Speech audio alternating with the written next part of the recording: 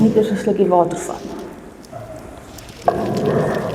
Hier het vanoggend hierdie boodskap op my hart gelê wat vanoggend lei: waar vind jy die hoop wat jy nodig het vir vandag se lewe?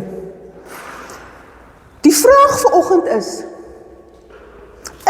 daar hoop? En dis seker mense die een vraag wat daagliks deur die meeste van ons se koppe gaan wanneer ons die moeilike situasies in ons lewe hanteer. Kan ek op enigiets staat maak in hierdie lewe? Is daar hoop? En hierdie vraag word seker daagliks deur duisende mense gevra in verskillende omstandighede. Wanneer mense in dokters se spreekkamers gaan sit en hulle wag op lewensbelangrike uitslae, vra hulle: is daar hoop? Of gaan ek nou die verskriklikste nuus kry van iets wat my gaan laat sterf? Wanneer mense in die hospitaal langs 'n siekbed van 'n geliefde staan, hoor mense die vraag: is daar hoop? Wanneer 'n getroude paartjie wat sy huwelik op 'n slegte plek is, vir maande besig is met berading en dit voel of hulle nêrens heen op pad is nie en hulle sit daar en hulle dink: is daar hoop? Wanneer jy finansiëel op die slegste plek ooit is en die rekeninge van die skuldeisers stroom in en jy vra die vraag: is daar hoop? Want elke maand raak ek net dieper en dieper in die skuld. Mense, wanneer 'n kind vermis word, en julle weet hoe baie gebeur dit vandag in Suid-Afrika, en julle weet wat is aan die gang met trafficking van kinders wêreldwyd, word daar gevra, vir die polisie gevra: is daar hoop? Sal ek my kind terugkry? Ons vra en dink daagliks in ons eie land: is daar hoop in Suid-Afrika? As ons na ons politieke situasie kyk en ons lees ons politieke speelveld, sal dinge ooit weer regkom?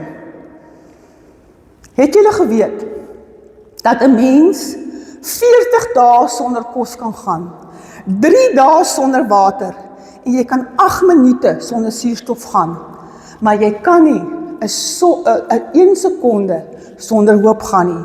Hoop is lewensnoodsaaklik vir die lewe. As daar nie hoop is nie, mense, is daar nie lewe nie, dan is die lewe verby. Dan is dit klaar. Elkeen van ons het hoop nodig om met die lewe te cope. Daar's 'n studie deur die professor Wolfer van die Cornell Universiteit as 'n mediese skool gedoen op die effek van die hoop op die menslike liggaam. Hy het 'n studie oor 'n tydperk gedoen waar hy 25.000 mense wat tydens oorlog om gevangenes aangehou is as sy proefbasis gebruik het. En hy wou kyk wat die impak van hoop op hulle lewens was en wat 'n verskil dit gemaak het. Hy het bevind dat daar uit hierdie 25.000 gevangenes 'n sekere groep was op wie die oorlog geen impak gemaak het nie. Ten spyte van marteling, onmenslike swaarkry en mishandeling, het niks daardie groep ondergekry nie.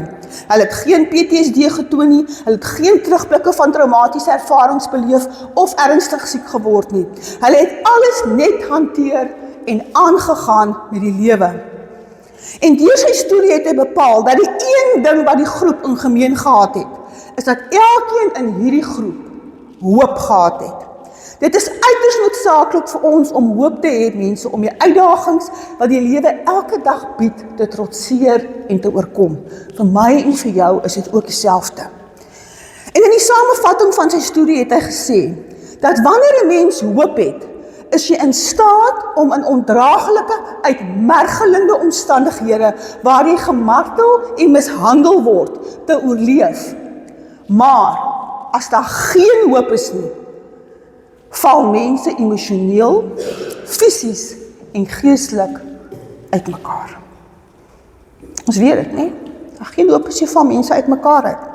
En vandag gaan ons kyk, waarheen moet ek en jy gaan om die hoop te kry wat ons nodig het om elke dag die lewe met al sy uitdagings te oorleef. En het die lewe nie uitdagings nie, soos wat julle hier na hierdie opname luister en hoe julle hier voor my sit, nee, het elkeen van ons sy eie uitdagings. Jy moet hoop hê dat God in jou lewe kan werk, mense. en dat hy jou kan deurdra, dat hy jou situasie kan verander en dat God in jou behoeftes kan voorsien. Ongelukkig sit baie mense vandag hulle hoop in vals dinge, soos beloftes wat gemaak word, wat net te goed kan wees wat waar is. Mense, as jy jou geld belê by iemand en daai beloftes is net te goed om waar te wees, dan weet jy mos nou jy is besig om 'n lat vir jouself te pluk. Hoe kan goed nou beter wees as alles wat die banke jou aanbied en so meer en so meer? Dit kan mos nie waar wees nie. Dit is te goed om waar te wees. Belê jou geld hierin, sê party mense vir jou, en jy gaan 'n fantastiese opbrengs hê. Nie altyd so nie. Party mense plaas hulle hoop in die sterre voorspel, of alle wonderkere wat die grootste deurbrake beloof, maar op die einde van die dag, mense, loop dit op niks uit nie. Niks is so sleg as vals hoop nie. Nie vir jou nie, nie vir my nie. Die vraag wat ons dan vanoggend kan vra is daar dan enige plek waar ek hoop kan kry, waarop ek kan staat maak, waarin ek kan vertrou as die krisisse van die lewe my tref? En ek waarborg jou vanmôre, soos wat jy hier sit en na die opname luister, as 'n krisis in die lewe jou nog nie getref het nie, dit gaan met jou gebeur. Niemand van ons is krisisvry nie. Hoop vir die dinge wat ek nie kan beplan nie, maar dinge tref aan mens sommer hier uit die bloute uit. Waar kry ek daardie tipe hoop? Die Bybel vertel vir ons, hy sê, ons kry daardie tipe hoop in God. Die Bybel leer ons verder dat God is die bron van die hoop wat ons benodig. Ons lees in Romeine 15, vers 13, lees ons die volgende. En ek lees dit uit die God's Word Translation en dit sê vir ons, "My God, the source of hope, fill you with joy and peace through your faith in Him. Then you'll overflow with hope." So as ons hoop in God sit, moet ons hoop in sy naam sit. Nou Psalm 52 vers 9 sê vir ons die volgende, hy sê, "In your name I will hope, for your name is good." Ons het vanoggend baie gesing, toe ons hierdie verwerkte lied van die geloofsbelijdenis gesing het. We believe in your name. Alles is in God se naam. Ons glo in God die Vader, ons glo in God die Gees. Ons glo in Jesus. Wat beteken dit? Hoe plaas jy jou vertroue in 'n naam? Nou jy moet verstaan dat daar in die tyd waar die Bybel hom afgespeel het name 'n baie diep betekenis gehad. Baie meer as vandag. Vandag kies ons name omdat hulle lekker klink op ons tong, nê? Tony en Chloe.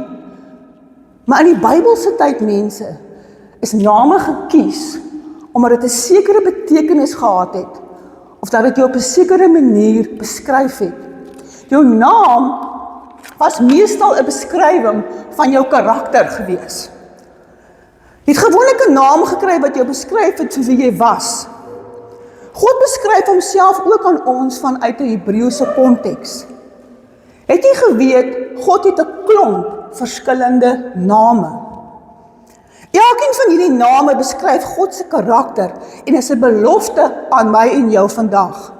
God noem homself in die Bybel Jehovah Shalom, wat beteken, ek is die God wat vir jou vrede gee. Hy bedoel met daardie naam, as jy wil vrede hê, dan kom jy na my toe daarvoor. En op 'n ander plek gebruik hy die Hebreëse term Jehovah Jireh, wat sê, ek is die God wat in al jou behoeftes voorsien. Jy kan op my staat maak en na my toe kom. En in die boek van die Geesdeel sê God, ek is Jehovah Shammah. Ek is die God wat altyd daar is. Ek is altyd daar vir jou en vir my. En daar's geen plek, mense, waar God nie is nie. Daar's geen plek waar jy jou kan bevind op hierdie aarde, waar God nie is nie. God is in jou verlede, hy is in die Here en hy is ook in jou toekoms. Hy is in die goeie plekke, hy is in die slegte plekke, hy is oral. En die feit dat God oral is, het 'n baie groot implikasie van waar ek en jy hoop kan vind. As God waarlik oral saam met my is, of ek dit nou voel of nie, is daar 3 bronne van hoop waarop ek en jy kan staatmaak. Daar's baie dinge, mense, waarop ek en jy nie kan vertrou nie, want dit is baie onseker. Maar daar's 3 ankers waarop ons kan vertrou en waarin ons kan vashou, sodat ons kan weet, daar is hoop in hierdie lewe. Hoop word in die Bybel beskryf as die ankers vir ons siel, sodat maak nie saak wat gebeur nie, ons weet, die lewe is nie hopeloos nie. So ons eerste anker van hoop vir die lewe is God se teenwoordigheid is oral saam met my. Dis 'n waarheid. Julle weet hoe ouer ek word, hoe meer besef ek hoe daar so baie in my dinge in my lewe is waaroor ek nie beheer het nie. Die waarheid is dat ek nie net nie die toekoms kan beheer nie. Ek weet en verstaan ook nie regtig wat die toekoms van my inhou nie. As ons kyk na Jesaja 41 vers 10, dan sê die Here vir ons vanoggend, hy sê, moenie bang wees nie, want ek is by jou. Moenie ontsteld of bang word nie, want ek is jou God. Ek maak jou sterk en ek wil jou help. Wat 'n pragtige belofte, mense. Die goeie nuus is dit maak nie saak wat gebeur nie. Jy en ek hoef nie alleen deur dit te gaan nie. God sal met jou wees. Dis die een van die sekerhede van die lewe waaraan ek en jy kan vashou.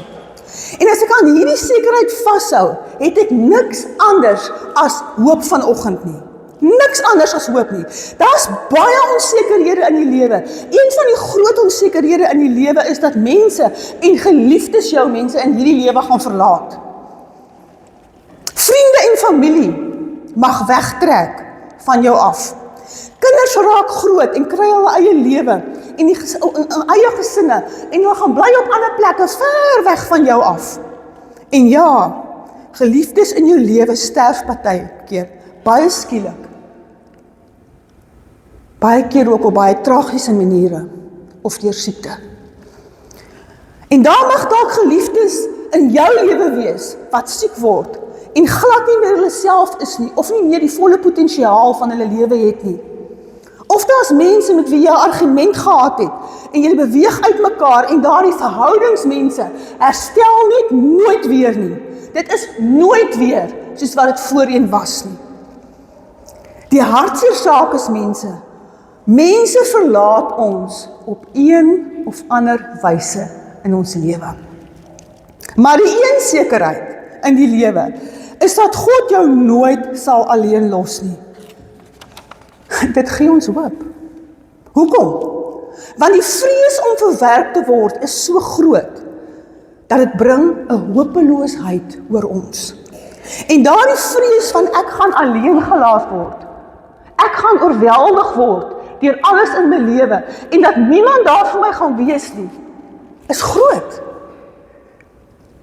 So daar's 2 woorde wat vir ons baie vrees kan inboesem in ons lewe. Weet julle wat is daardie 2 woorde? Wat as? Wat as? Wat as my man en kinders of my vrou my alleen agterlaat? Wat as my kinders nie vir my daar is ek eendag ouer word nie? Wat as my vriende my verlaat?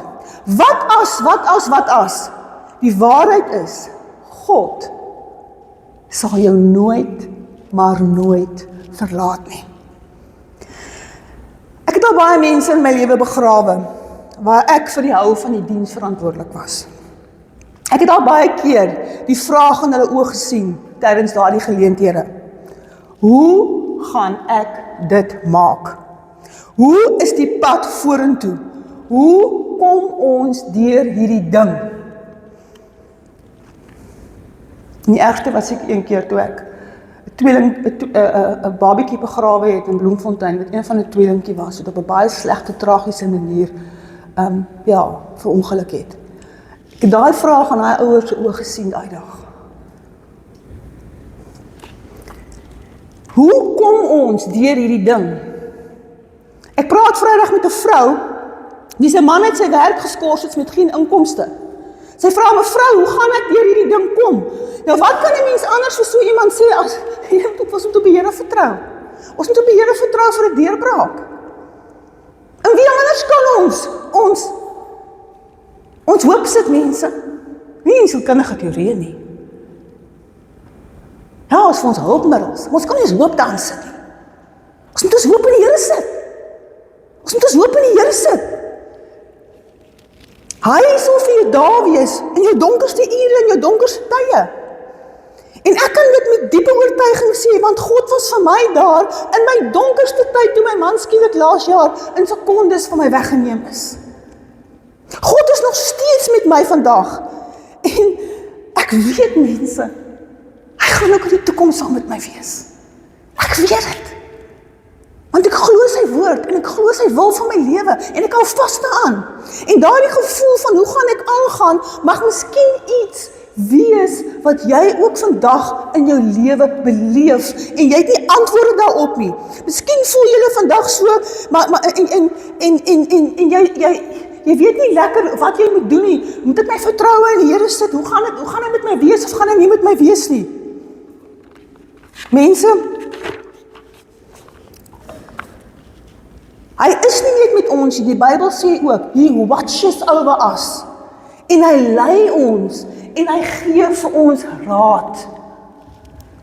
Ons lees in Psalm 32 vers 8, lees ons, I will guide you along the best pathway for your life. I will advise you and watch over you. Ek kan nie vir sê hoeveel keer ek aan hierdie belofte hierdie afgelope jaar vasgehou het nie. En hoe ek aan gaan vashou vir die res van my lewe nie. Want vir wie anders moet ek wysheid vra? Vir wie anders? Nou wie anders toe moet ek gaan? En vir die Here vra, Here, gee my advies oor wat ek hier en hier en hier en hier moet doen. Ek wil graag die twee woorde guide en advise vanuit hierdie New Living Translation vanoggend beklemtoon. Jy weet, ek en jy ken nie die toekoms nie, ons kan dit nie beheer nie, maar God weet wat die toekoms inhou. Hy beheer die toekoms. Ons het vanoggend gesing, hy is die Alfa en die Omega, hy is die begin en die einde, hy is alles. Hy is die voltooide sirkel. Hy wys vir ons die weg aan waar ons moet gaan. Mense, daar is baie hoop daarin, om daaraan vas te hou. Baie hoop daarin om daaraan vas te hou. Vir baie van ons, as ons nie antwoorde op sekere dinge het nie, dan voel ons hopeloos.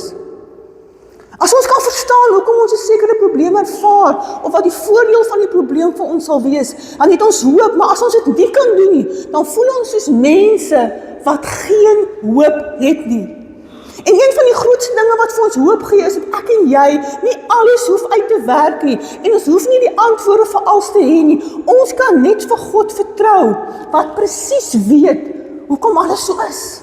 Hy verstaan alles, en hy is bereid om my te lei en te adviseer in elke area van my lewe, ook in elke area van jou lewe. Ons lees in Lamentations 3, die volgende. Ons lees, I have hope when I think of this. The Lord's love never ends. His mercies never stop. They are new every morning. Mense, hierdie vers het genoeg hoop vir ons elkeen, om ons ten minste hierdie volgende week deur te dra. Dit gaan alles oor hoop. As ek my hand in sy hand sit, sal hy nooit my hand los nie. Kyk na die laaste deel van daardie vers. God's mercies are new every morning. Die ontferming, sê die Afrikaanse Bybel, is nie elke oggend, sê die Lewende Bybel vir ons. Nie elke dag. Daar's elke dag nuwe ontferminge, nuwe hoop waarna ek kan vashou. Baie van ons kyk terug op ons lewe en ons dink, dalk, ek het in elk geval alles opgemors met my keuses wat ek gemaak het. Nee, God sê in vers 22, hy hou nooit op om vir ons om te gee nie. Sy genade het geen einde nie. Op sy ontferming kan ons altyd vertrou. Mense, dis nie elke dag. Ons moet dit net vat. Is dit nie blye nuus nie? Dis beslis. Ek en jy moet dit net vat. Nou, ek weet nie van julle nie, maar vir my is dit nogal belangrik om vas te hou, dat God vir my elke dag 'n nuwe begin gee, deur vas te hou aan die hoop wat hy vir ons gee. Die tweede anker vir hoop van die lewe is, God hou nie net waak oor my nie, hy werk sy purposes in my elke dag. Dit maak nie saak wat is besig om in my lewe uit te speel nie. Of dit nou goeie dinge of slegte dinge is, God bewerk sy purposes deur my en jou lewe. Ek het reeds vir julle gesê dat as jy 'n probleem het en jy verstaan nie die purpose daarvan in jou lewe nie, is dit moeilik. Maar ons vra dan ook baie keer die vraag in ons lewe, maar God, waarom gebeur hierdie dinge met my? Dit maak net eenvoudig nie sin nie. Dit laat mense hopeloos voel. Maar weet julle, as mens die purpose van iets verstaan, dan gee dit vir jou ongelooflik baie hoop. Jy ontvang ook in die proses die krag om die uitdaging deur te sien. God sê, ek werk in jou lewe en jou lewe het 'n purpose. Daar's 'n doel, mense, hoekom ek en jy hier op aarde is. En dis ook hoekom hierdie jaar hierdie tema in hierdie kerk hardloop. Ons het 'n purpose in die lewe. Nou, as jy 'n pen het, skryf die volgende neer. God doen goeie dinge in my lewe, al is die situasie vir my so sleg. Al voel dit nie vir my goed nie, en al maak dit nie vir my sin nie. Lees dit gou vanmôre saam met my, want ek wil hê jy moet die woorde vir jouself lees, en dit vir jouself sê, sodat jy dit vir jouself kan glo. Lees dit hard waar jy sit. God doen goeie dinge in my lewe, al is die situasie vir my so sleg. Al voel dit nie vir my goed nie, en al maak dit nie vir my sin nie. Ons lees in Romeine 8 vers 28 die volgende. Maar eers wil ek vir julle sê, voordat ek die skrifvers opgooi, as 'n paar skrifverwysings, mense, wat so belangrik is vir ons, wat vir ons hoop gee. Wanneer ons voel, niks gaan vir ons werk nie. En het beskryf so waaroor die lewe gaan. En ek hoop, as jy al 'n gelowige is, en jy is al vir 'n tyd op die pad saam met die Here, ken jy hierdie verse, en hou jy vas aan hulle, want hulle is lewensbelangrike verse. En ek sê weer vir julle, dis ongelooflik belangrik as jy hier kom sit, om sekere goed neer te skrywe, wat die Here vir jou wys, en wat 'n impak maak op jou lewe, as dit hier gesê word. Want ek waarborg vir jou, as jy by daai deur uitstap, is dit ook by die deur uit. Dis weg. Die duiwel gaan nie dat hy dit heeltemal nie. Hy gaan nie dat jy dit vasmaak in jou lewe nie. Dit is belangrik om goed neer te skryf. Ons lees in Romeine 8 vers 28 die volgende. En ons weet dat God alles ten goeie laat saamwerk vir hulle wat hom liefhet. Hulle wat geroep is volgens sy doel vir hulle lewe. So 'n kosbare, profound vers. Hierdie is so 'n betekenisvolle vers, mense, dat dit belangriker is om daarna woord vir woord te kyk en seker te maak ons verstaan presies wat hier gesê word. Dit is belangrik om eers daarop te let oor dit vanoggend wat dit nie vir ons sê nie. Dit sê nie alles werk in die lewe uit soos ek wil hê dit moet wees nie. Dis nie wat hierdie vers sê nie. Ons sal daarvan hou dat alles so uitwerk, maar dis mos nie wat die vers vir ons sê nie.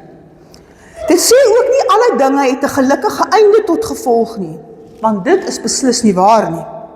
Alle dinge het nie 'n gelukkige einde nie. Realiteit het vir ons geleer dat nie elke siek pasiënt word gesond nie.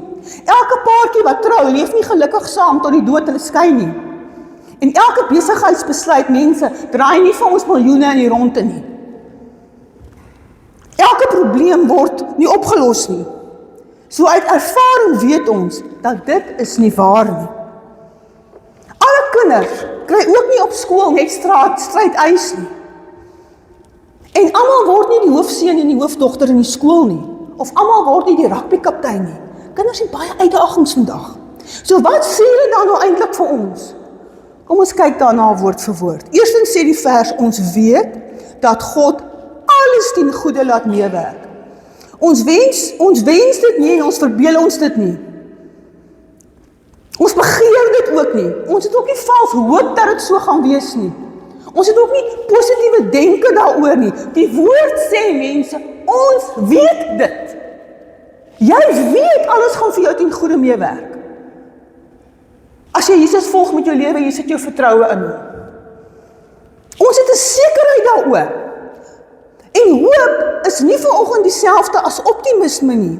Dis nie die oortuiging dat iets goeds gaan uitwerk nie. Hoop is die sekerheid dat iets sin maak. Maak nie saak hoe dit uitwerk nie. Hoop is die versekering dat iets sin maak. Ons weet dat God alles ten goeie laat meewerk. Nou mense, daar's 'n meesterskepper van die heelal en daar's 'n plan wat in aksie is. Die geskiedenis van die lewe is God se storie. God ken dit, hy het dit geskryf. Daar bestaan nie so iets soos toeval of kans of geluk of ongeluk nie. Dis nie maar net wat gebeur sal gebeur nie, of dat ons elkeen maar 'n eindbestemming het en ons moet maar net inval daarby nie. Dis nie so nie. Daar's 'n meesterbeplanner van alles en dit is God. En ons maak baie foute, maar God maak nooit foute nie. Ons weet dat God alles ten goeie laat meewerk. So wat beteken dit vanmôre vir my en vir jou? Dit sluit siekte in? Ja. Dit sluit in dat ek nie nou werk het nie? Ja. Dit sluit egskeiding in? Sommige het baie keer vrae oor hierdie een. Dit sluit miskrame in. Dit sluit in wanneer ek faal in een of ander opsig. Dit sluit vratsongelukke in. Sluit dit dan ook vanmôre is die vraag wat jy kan vra, die simpel foute en dinge in wat ek oor myself gebring het in die lewe. Ja, verseker. God maak ook daarvoor voorsiening. Alles pas by God in God se plan. Die goed, die sleg en die wat tussenin gevind word. Alles. Die dinge wat ek doen en wat ek nie doen nie. Die dinge wat ek beheer en wat ek nie kan beheer nie. Alle dinge, mense, sê die Here vir ons, werk vir die beste mee. Dit sê nie alle dinge is goed nie, en dit verseker nie dat God veroorsaak alle dinge nie. God veroorsaak nie oorlog nie, hy veroorsaak nie verkrachting nie, hy veroorsaak nie droogte of armoede nie, of leukemia en kanker om maar 'n paar te noem nie. En wanneer ons vir God die skuld gee van hierdie dinge, dan maak ons eintlik vir God 'n monster wat hy glad nie is nie. God kan nie sonde doen nie, maar dit sê nie dat God veroorsaak alles wat sleg is nie. Ons bring baie keer dinge oor onsself. Maar wat die vers wel sê is, dat hy wel alles ten goeie sal laat meewerk. Het sy dit goed of sleg is, hy laat dit vir jou goed meewerk. Ons kan dit wat God hier doen vergelyk met hoe om 'n koek te bak. As jy 'n koek wil bak, Corine bak baie koeke. Nee, as jy 'n koek wil bak, weet julle ons het meel en eiers en suiker en kakao en bakpoeier en sout en vanilla nodig. En behalwe suiker, is al die ander bestanddele maar eintlik vrek sleg op hulle eie. Regtig nie lekker, jy probeer om droë meel te eet, bakpoeier in jou mond te sit. Dis vrek sleg. Nou so is dit ook mense baie keer in my lewe. Daar sekere dinge wat moeilik is om te sluk. Hulle is maar bitter en gaan sommer jou verstik. Hulle is nie 'n plesier nie. Maar hulle werk saam, net soos as jy die koek vat en jy meng hom, dan word dit 'n pragtig lekker chocolate koek. So is ons lewe ook. Al die goed wat ons partykeer nie kan sluk nie. God vat dit en hy wil dit saamwerk en dit werk vir onsself ten goeie mee. Ons lewe kan ook met 'n tapisserie vergelyk word wat God bewerk met fyn gare en dikker gare. En as God daarop afkyk, dan sien hy die pragtige kunswerk van bo wat hy besig is om te maak, as hy vanuit die hemel daarna afkyk. Vir ons lyk dit van onderaf na 'n mengelmoes. Het jy al gesien hoe lyk 'n tapisserie van onderaf? Dit lyk chaos, nee. Dit lyk na 'n klomp die mekaar gare. Dis nie 'n mooi prentjie nie. Maar God vat dit en hy laat dit in goeie meewerk, laat dit 'n kunswerk is. Mense, ons verstaan nie altyd hoe kan die bokant mooi lyk nie, maar ons sal eendag verstaan. Ons het nie altyd nou al die antwoorde nie. Kan God iets moois voortbring in die chaos in my en jou lewe? Ja, verseker. Hy kan. Hy kan die lig en donker, die vreugde en hartseer, alles laat saamwerk in 'n pragtige patroon. Nou ons beweeg nou nader aan Paasfees. Het God iets goeds voortgebring vanuit die kruisiging en die opstanding van Jesus? Ja, verseker.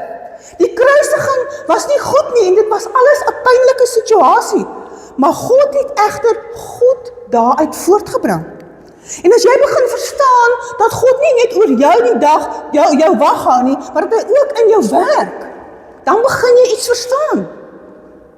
En hy is nie teenwoordig in jou lewe nie, sy teenwoordigheid in jou lewe is daar, mense, vir 'n purpose. Dit gee vir my en vir jou enorme hoop vanoggend. Enorme hoop. Dit maak nie saak waar ek en jy ons vanoggend in ons lewens bevind nie. God het 'n plan en 'n purpose vir elkeen van ons se lewe. Hy wil met ons 'n verhouding hê. Ons kan net hoop in ons lewe hê, mense, as ons Jesus in ons lewe het, ten spyte van al die chaos wat om ons aangaan. God het 'n plan en 'n purpose vir jou lewe. Maar daar is egter een voorwaarde om te kwalifiseer vir die belofte van Romeine 8 vers 28. Dit is vir diegene wat vir God lief is. Alles werk nie ten goeie mee vir almal nie. As jy nie jou vertroue in God sit nie, maar aan alle dinge, ander dinge om jou, dan gaan alles nie ten goeie vir jou meewerk. Dit is 'n belofte aan diegene wat in 'n verhouding met God is, en wat vir hom lief is, en wat hulle lewe volgens sy wil en sy besluit. Sy woord en sy wil. Ons het gesing vanmôre. Sy woord en sy wil, nie my eie wil en my eie besluit, en dit wat ek dink wat goed is vir my nie. God se wil. Dit wat God sê wat reg is, waar ek binne sy boundaries beweeg. As jy vanoggend hier sit en jy trotseer die moeilike uitdagings, is die volgende vers vir jou. Kom ons kyk wat sê. Julle gaan hom ken. Jeremia 29 vers 11. Ai, is 'n wonderlike vers hier. Die Here sê, hy sê, ek weet wat ek vir julle beplan, sê hy. Ek beplan voorspoed vir julle, nie teëspoed nie. Ek wil hê dat julle hoop vir die toekoms moet hê. Wil hê dat julle hoop vir die toekoms moet hê. Belangrike vers. En jy mag dink wat God nou in jou lewe doen en toelaat, is nie goed nie, mense. Dit mag vir jou hartverskeurend wees, maar weet, God bewerk 'n goeie plan. God is op pad met jou. Dit lyk dalk nie vir jou so nie, en jy kan dit nie sien nie, maar dit is belangrik dat jy God vertrou. Dis 'n plan wat vir jou hoop en 'n toekoms gee. En as jy weggeloop het van die Here as gevolg van omstandighede wat gebeur het, is die volgende vers vir jou.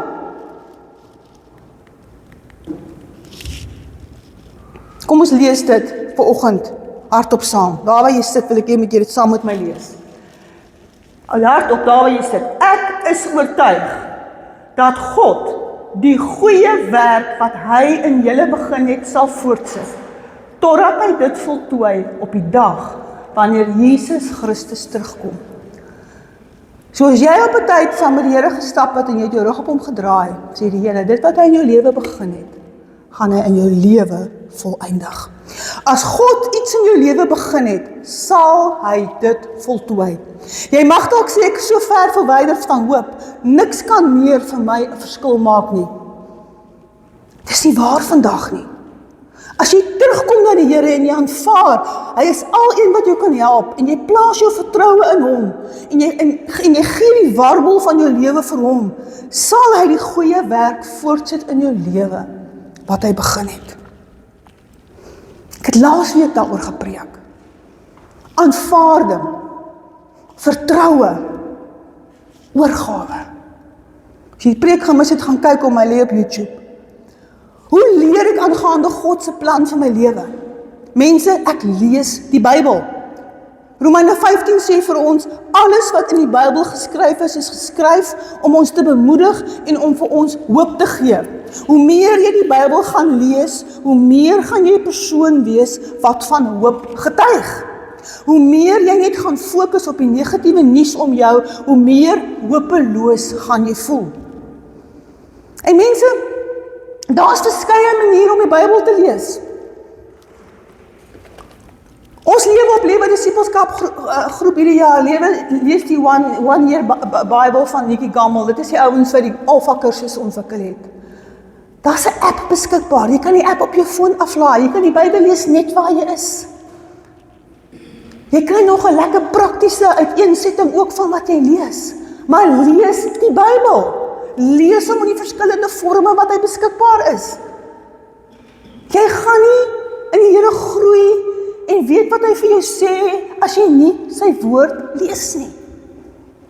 Dis belangrik. Dit gaan alles daaroor, waar spandeer jy jou tyd? Ons is baie keer so besig op sosiale media, vat daai tyd en gebruik die sosiale media om jou Bybel te lees. So baie keer as ons die Timo of Shein gaan kyk, dan is ons sommer vir 2 ure besig daar, en ons weer sien is 2 ure verby. Tyd vermors. Niks positiefs daar uitgekom nie. As jy verstaan dat God oor jou waak, en dat hy sy purpose is in jou werk, sal jy hoop hê, maar dis nie al nie. Daar's 'n derde anker van hoop.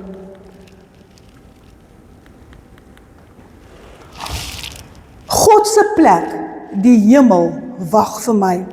En wanneer dinge bietjie ondraaglik word hier op die aarde, moet jy altyd onthou dat jou bestemming is om eendag in die hemel saam met God te wees.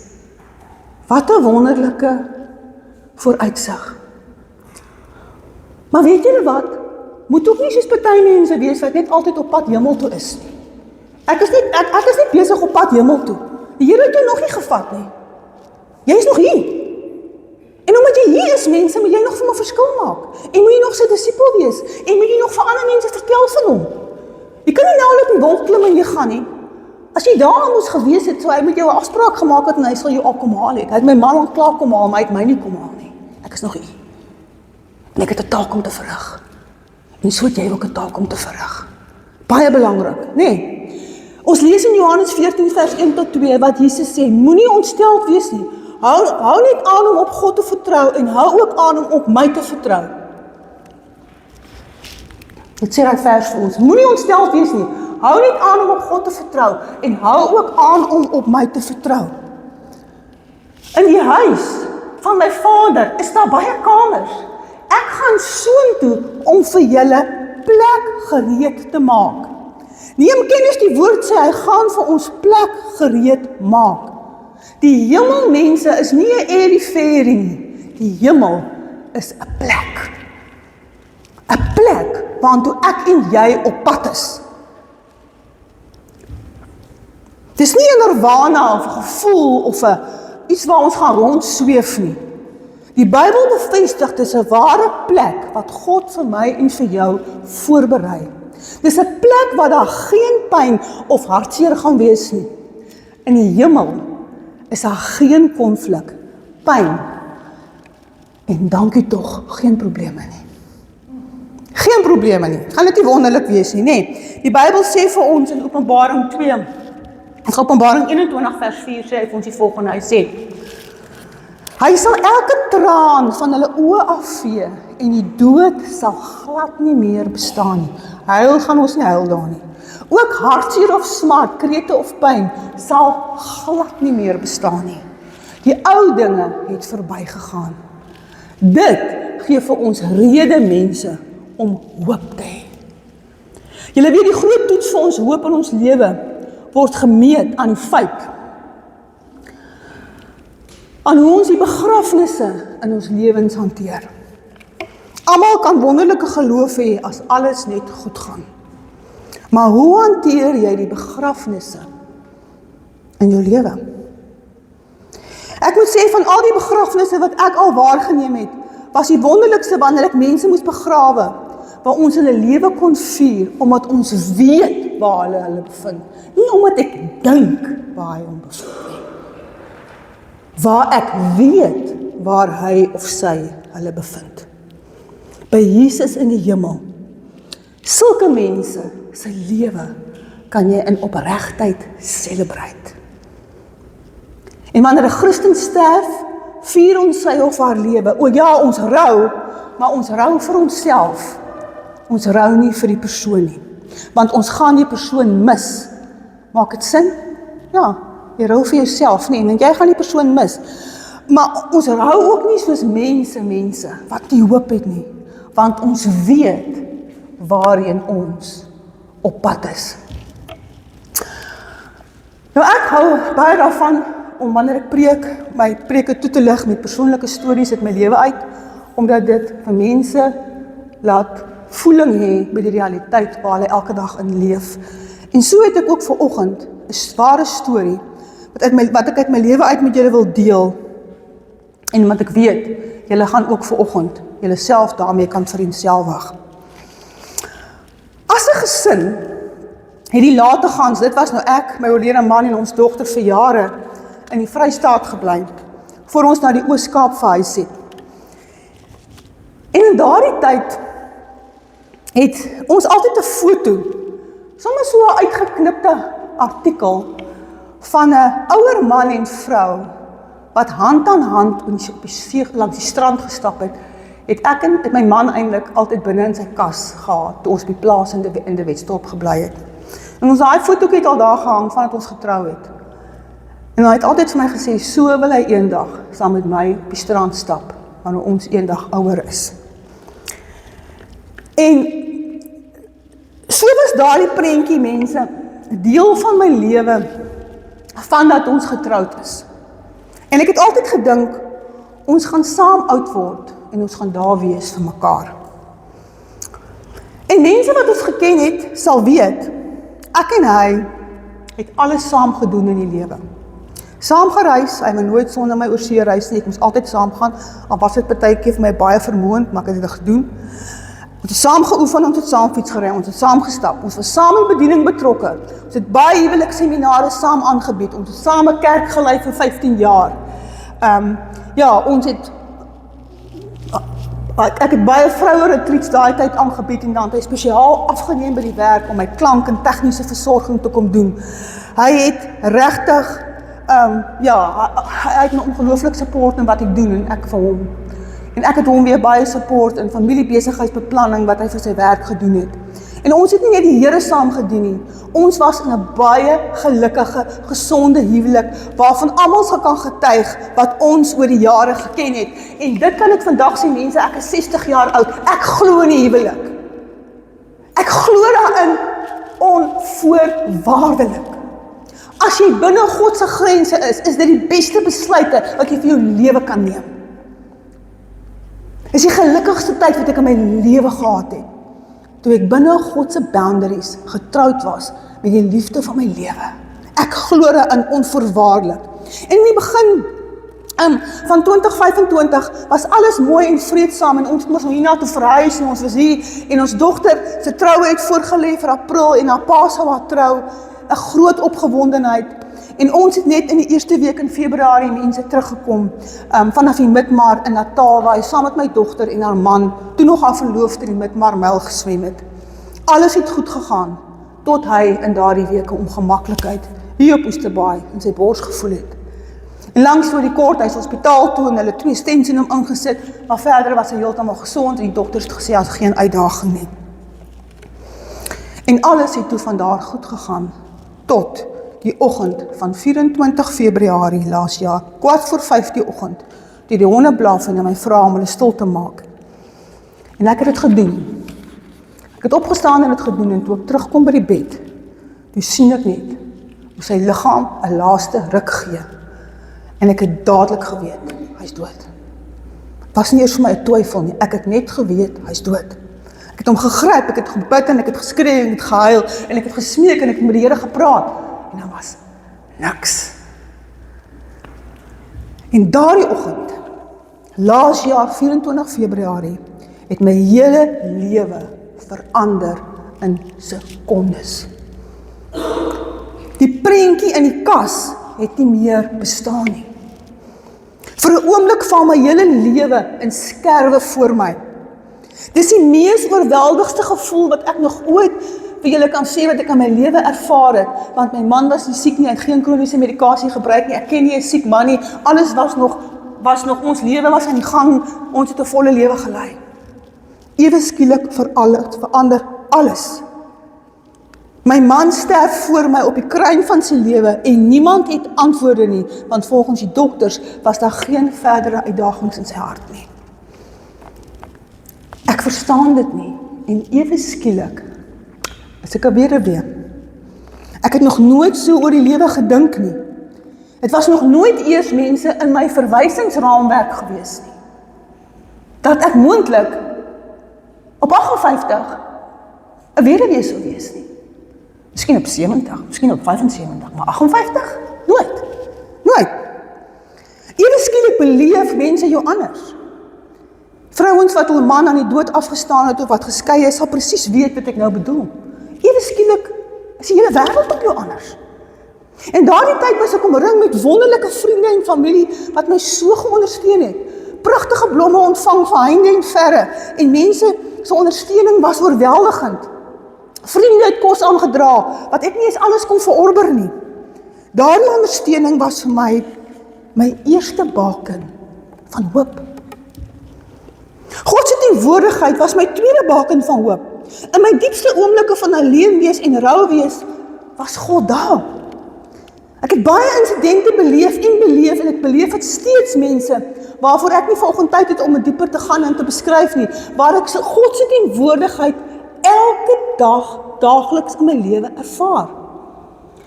Ek kan getuig hoe God, deur middel van vere, al van voor Willem se dood tot en met nou, sy liefde, sy beskerming en sy nabyheid aan my bewys. Ek kon beleef hoe mense vir my bid en ek kon sy teenwoordigheid by my beleef meer as ooit. En ek het soveel nuwe begrip gekry vir die feit dat God sy hand hou oor die weduwee en oor die wees. Want nou ervaar ek dit persoonlik. God het 'n vrede in my geplaas wat ek tot en met vandag vir niemand kan verduidelik nie.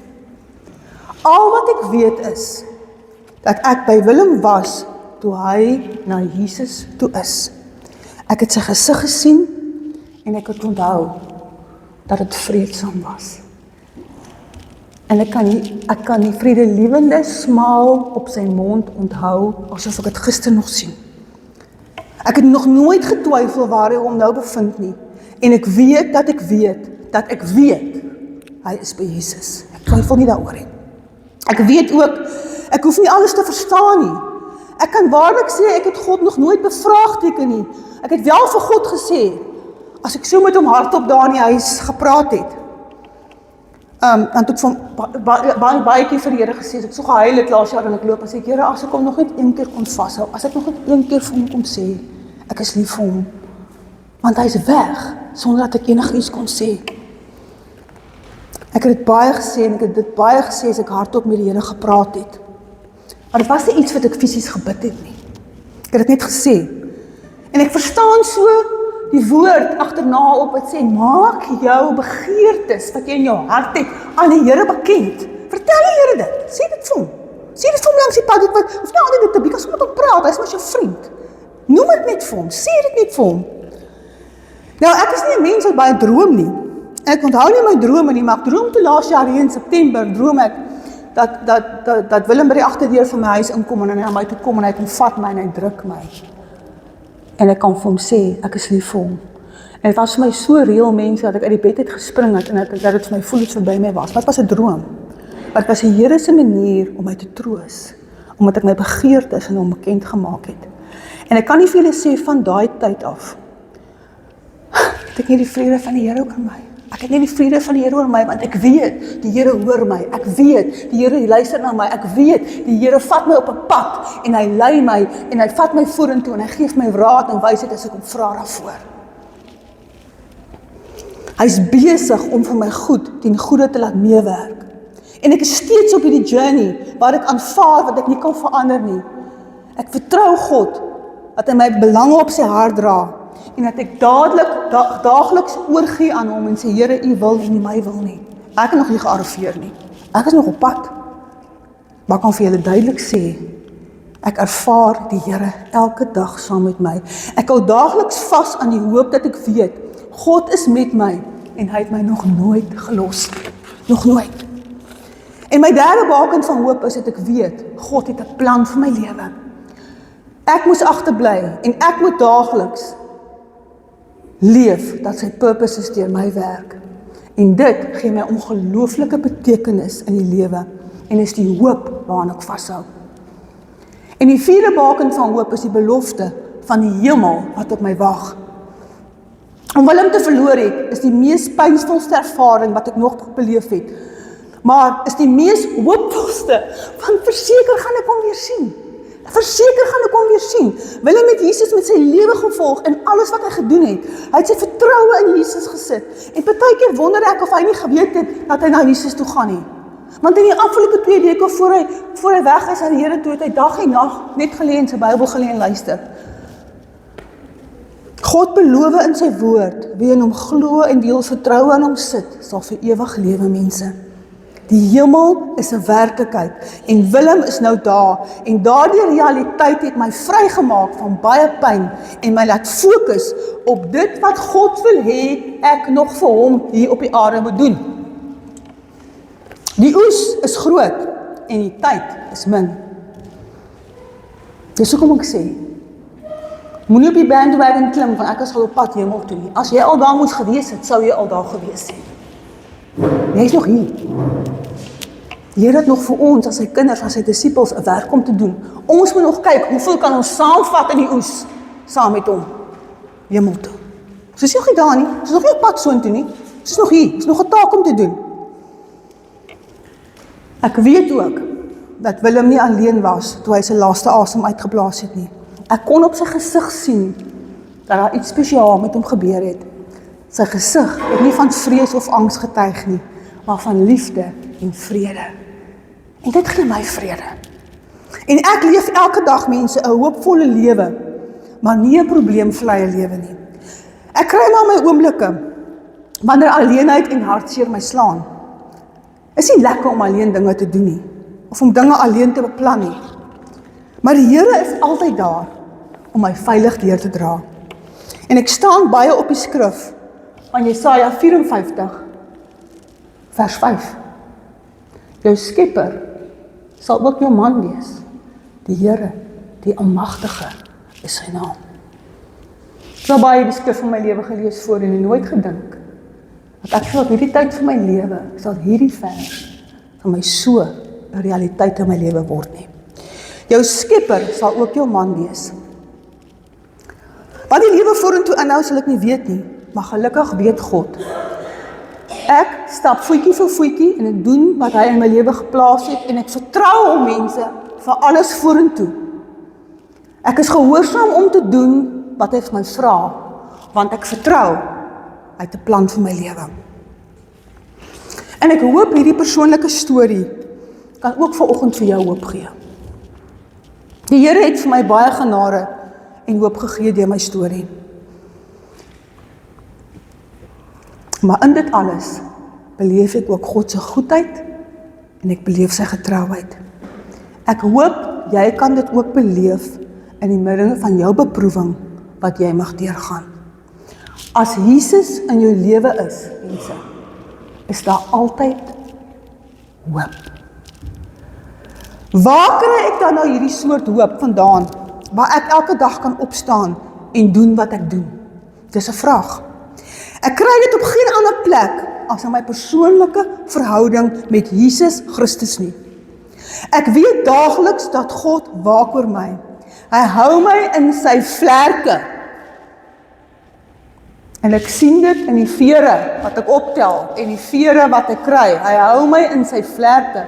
Hy beskerm my, hy dra my, hy hou my veilig. Hy werk sy purposes in my. My plek in die hemel wag ook vir my. Dis mos hoop, mense. Dis mos 'n rede om te lewe. En hierdie selfe hoop is mos daar vir jou ook. Jy moet dit net vat. Miskien sit jy vanoggend met 'n moeilike situasie in jou lewe en jy sê en jy sê ek weet nie wat ek kan doen nie. Kom ons kyk wat sê Jesaja 46. Listen, I have upheld you since you were conceived. Van die oomblik wat jy al in jou ma se baarmoeder is. Kyk die Here agter jou man. I have taken care of you from your birth. Even when you are old, I will still be the same.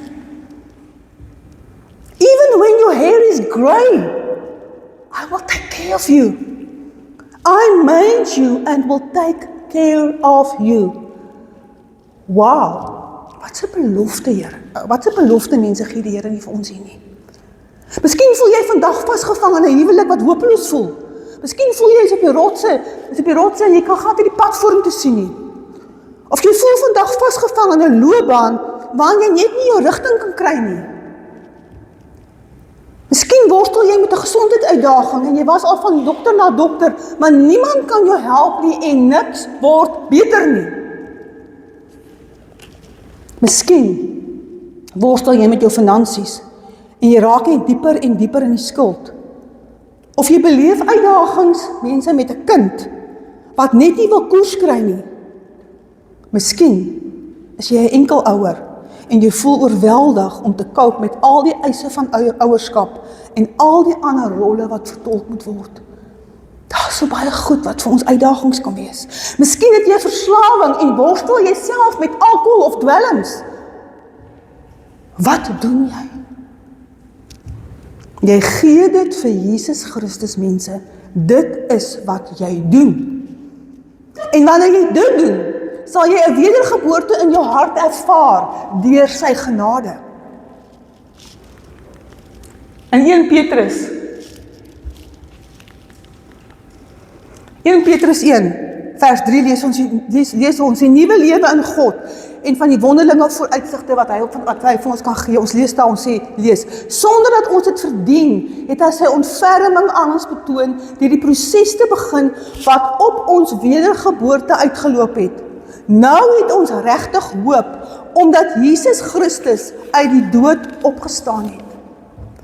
Daar vind nou 'n geboorte van hoop in jou lewe plaas. Die oomblik wat jy jou hart vir die Here oopmaak en sê, Here, ek gee oor, Here, ek kan nie meer nie. Kom in my lewe en Here, ek wil U volg met my lewe. Begin daar 'n proses in jou plaasvind. Daar vind 'n proses van hoop plaas, 'n proses van weergeboorte. Jy gaan van geen hoop na nuwe hoop in jou lewe. En ons gaan binnekort, mense, gaan ons opstandingssondag vier in April.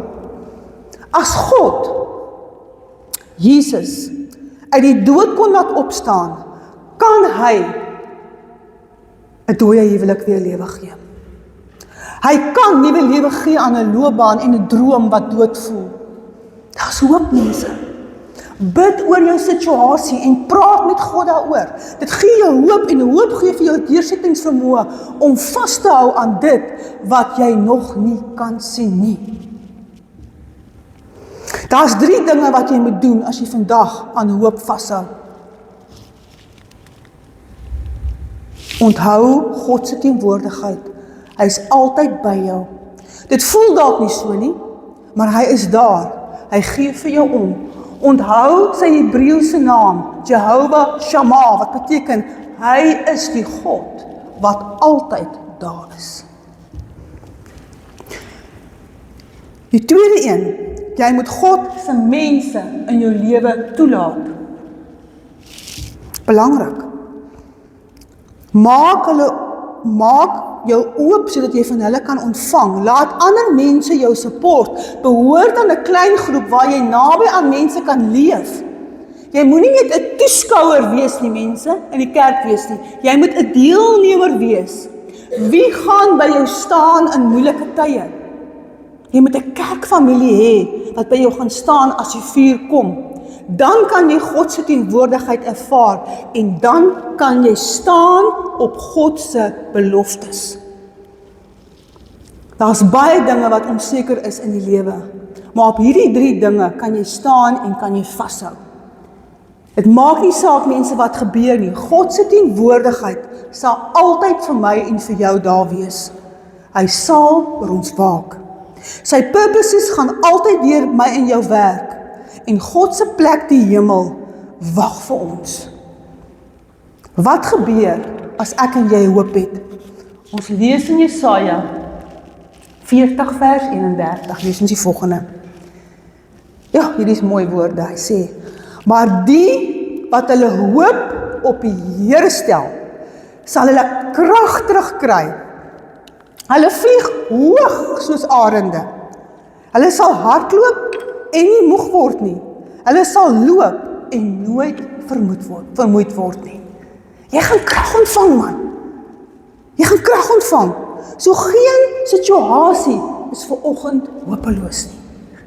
Kom ons sit en kom ons bid saam. Kom ons sluit ons oë vanoggend voor die Here. En voor ek gaan bid, terwyl jy met jou oë toe sit, wil ek sê, God het baie van julle vandag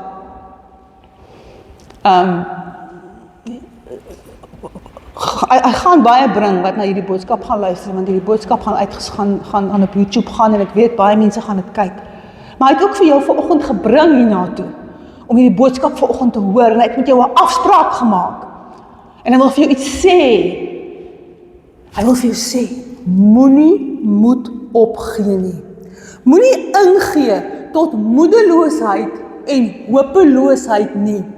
Die Engelse sê dit so mooi, don't give in to discouragement and despair. Don't give up, look up. Don't despair, turn to prayer. Don't give up, give over to God. Gee oor aan die Here. Vader, hier is vandag mense wat op 'n slegte plek is, met die omstandighede waarin hulle bevind. U ken elkeen se hart. U weet presies, Here, waar elkeen hulle bevind vandag. Hulle mag hopeloos voel. Hier is dalk diegene wat depressief voel oor dinge wat sommer in die laaste 2 weke in hulle lewens gebeur het. Here, hier is dalk self mense, Here, wat voel hulle wil nie meer verder lewe nie. Hulle is moeg vir die lewe en hulle wil hulle eie lewe neem. Here, U weet wat in elke een se hart aangaan. Here, gee vir hulle die versekering dat U vir hulle baie lief is en dat U wil hê dat hulle alles, Here, in hulle lewe aan U moet oorgee. Dankie, Here, dat U lief is vanoggend vir elkeen. Ek wil hê, daar waar jy nou sit, wil ek jy moet jouself met die Here praat. Jy moet self met die Here praat. God ken jou gedagtes. En as jy met hom wil praat en bid die volgende gebed en jou gedagtes self agterna, die Here gaan jou hoor en hy gaan met jou bemoeienis maak. Sê vir die Here, sê Vader God, U weet presies hoe ek vandag voel. U sien, Here, die verwardheid en hartseer wat ek in my siel ervaar. Vandag, Here, wil ek dit alles vir U kom gee. Ek wil dit alles, Here, voor U neerlê. U alleen, Here, is my hoop, waaraan ek wil vashou. Help my, Here, dat ek daarvan bewus sal wees, dat U altyd oor my waak. U los my nooit alleen nie. Dankie dat U altyd teenwoordig is in my lewe. Al verstaan ek dit nie altyd nie, Here nie, al kan ek dit nie altyd uitwerk nie, maar dankie, Here, dat ek kan weet, U is altyd daar. Ten spyte van my pyn, Here, weet ek dat U werk, U purpose is in my lewe, elke dag. U het 'n plan met my lewe. Ek wil U leer ken, Here. Ek wil U volg, as ook die purposes van my lewe. Vandag, Here, open ek my lewe vir U. Ek maak my lewe vir U oop. Ek wil met U 'n verhouding bou, sodat ek met U kan wees, as ek eendag hierdie aarde verlaat. Kom, Here, kom in my lewe in. Dankie dat ek vandag my vertroue in U kan sit. Kom vul my met U Heilige Gees. En ja, Here, laat die proses van hoop en wedergeboorte binne in my hart begin plaasvind. Dis my gebed in die naam van Jesus Christus. Amen.